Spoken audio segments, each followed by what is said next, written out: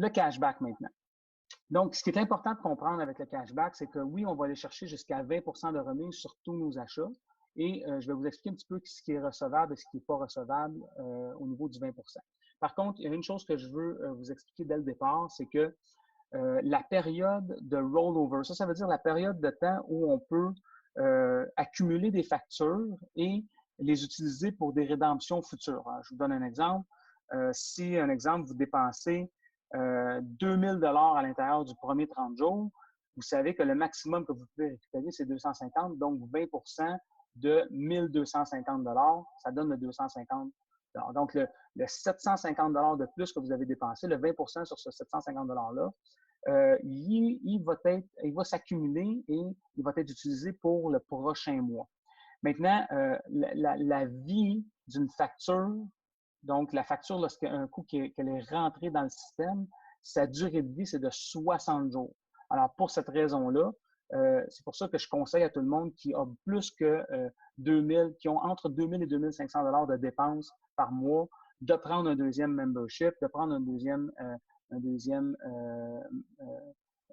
GSP, pour la simple et bonne raison qu'ils vont pouvoir récupérer à ce moment-là 2 fois 250 à tous les mois, au lieu de récupérer seulement 250 et de perdre les factures qui vont être âgées de plus de 60 jours à l'intérieur de la section cashback. Donc, ça, c'est pour la période de rollover. Donc, si vous faites des dépenses entre 1200 et 1500 $ par mois, un membership, c'est suffisant. Si vous dépassez le 2000 $, que ça s'approche plus du 2500 par mois de dépenses, 2 memberships, c'est excellent parce que vous allez pouvoir récupérer un petit peu plus d'argent à ce moment-là. Maintenant, le cashback, comment ça fonctionne? Donc, on a la possibilité de choisir 20 commerces au total. Le maximum de non-map store, c'est-à-dire des non-membres de Savings, c'est-à-dire des magasins que vous allez choisir, comme la station d'essence sur le coin de chez vous, le Walmart, le IGA, le Maxi, ainsi de suite, le Rona. Tous les magasins qui ne sont pas membres Savings, qui ne sont pas des map stores de Savings, vous pouvez en choisir un maximum de 10. Mais au total, vous pouvez rentrer 20 commerces, c'est-à-dire de 1 à 20 commerces Map Store, mais le maximum que vous pouvez rentrer de non-Map Store, c'est 10. Donc, si vous rentrez 10 non-Map Store, vous allez pouvoir rentrer 10 Map Store.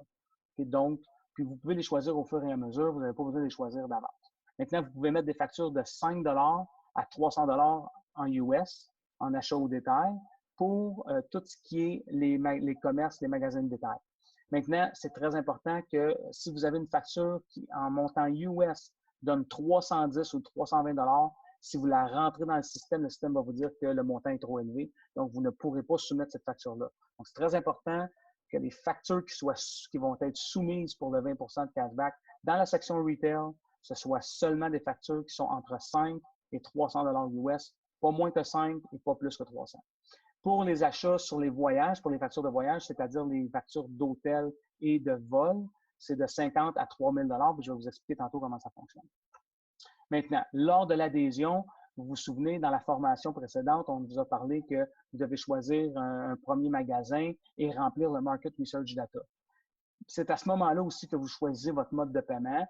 Tout ça, c'est bien expliqué dans la formation précédente. La raison pourquoi je parle de ça, c'est que c'est à ce moment-là que votre 30 jours pour votre rédemption future va commencer. Donc, tant que vous n'avez pas rentré au moins un magasin et rempli le Market Research Data, vous avez choisi votre mode de paiement avec les 4 derniers chiffres, votre 30 jours d'accumulation de data ne commence pas. Donc, c'est très important que cette information-là soit faite dès les premiers jours pour s'assurer que le 30 jours commence dès qu'on commence, dès qu'on prend notre membership. Donc, c'est quoi les articles, c'est quoi qui est recevable comme achat? C'est très important de comprendre ça. Donc, n'importe quel article physique qui est acheté dans un magasin de détail, puis que ce soit là, de l'épicerie, de l'essence, des repas au restaurant, des médicaments de prescription, les vêtements, les pièces automobiles, les fournitures scolaires, une coupe de cheveux chez le coiffeur, des ongles, mesdames, pour faire les manucures. Donc, tout ça, c'est recevable. Okay? Par contre, c'est très important de se souvenir que les achats de cartes cadeaux, cartes de crédit prépayées, les cartes d'essence ne sont pas considérés comme des achats au détail, donc ne sont pas recevables pour le cashback. Si vous soumettez une facture avec une carte cadeau, ça ne fonctionnera pas. Votre achat ne sera pas utilisé pour le cashback ne pourra pas être recevable pour le cashback. Les achats en ligne maintenant, oui, on peut en faire. C'est très important par contre de comprendre le type d'achat en ligne qu'on peut faire. C'est les achats en ligne qui sont reliés à un magasin physique. C'est-à-dire, le meilleur exemple que je peux vous donner, c'est Walmart et Costco. Vous savez, dans les deux cas, c'est des magasins physiques, mais qui ont une portion en ligne où on peut aller acheter en ligne. Donc, ça, c'est recevable, il n'y a pas de problème. Si vous enregistrez un Walmart ou un Costco, faites simplement cocher la petite case online lorsque vous enregistrez le magasin et vous allez pouvoir faire des achats en ligne à ces endroits-là. Maintenant, les achats en ligne qui sont effectués dans des magasins virtuels, que ce soit eBay, Amazon, Wish, Alibaba, tous ces achats-là ne sont pas recevables pour le 20% de cashback. C'est très important de comprendre ça. Ensuite, les remises pour les voyages, comment ça fonctionne? Bien, à ce moment-là, ce qui est important de comprendre, c'est qu'il faut que ce soit acheté directement à la compagnie aérienne ou de l'hôtel. Donc, dans le cas d'un billet d'avion qui serait acheté par l'entremise de Expedia ou de Orbit, ça ne fonctionne pas.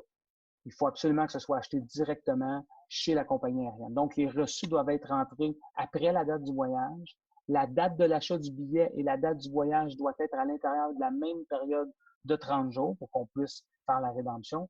Et lorsque on fait la rédemption, on doit absolument envoyer, en plus de la copie du reçu, envoyer une copie de la carte d'embarquement pour pouvoir faire la rédemption. Pour le moment, les voyages tout inclus ne sont pas recevables. Ça pourrait changer dans le futur, mais pour le moment, c'est non recevable. Donc, si vous faites affaire avec une agence de voyage, que vous voulez soumettre une facture d'un voyage tout inclus dans le sud ou quoi que ce soit, c'est pas recevable pour le moment. C'est très important aussi de comprendre que toutes les locations dans les Airbnb, les chalets d'un propriétaire unique, le transport en commun, comme l'autobus et le train, ce ne sont pas considérés comme des dépenses de voyage parce que nos partenaires marketing ne sont pas intéressés par des types de données. Donc, ça, c'est pour le cashback. Donc, juste en dernier point, encore une fois, si jamais vous avez des questions concernant le cashback, si jamais vous avez des questions concernant le GSP en général, référez-vous au manuel du GSP. Comme je vous ai dit, à la section documents, vous allez retrouver et la version anglaise et la version française du document. Je vous remercie. Passez une bonne journée.